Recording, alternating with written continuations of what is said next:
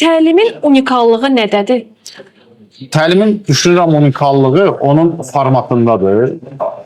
Təlimin iki əsas xüsusiyyəti var ki, bu mənim tərəfimdən çox diqqətlə cızılıb.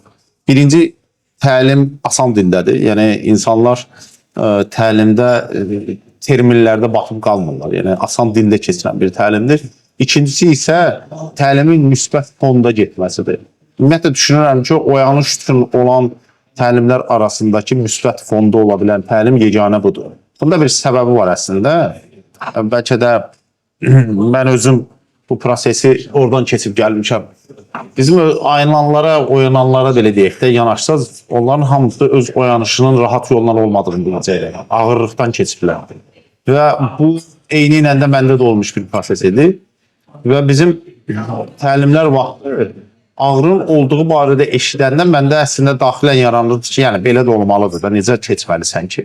Amma bu il çox maraqlı bir düşüncə gəldi mənə.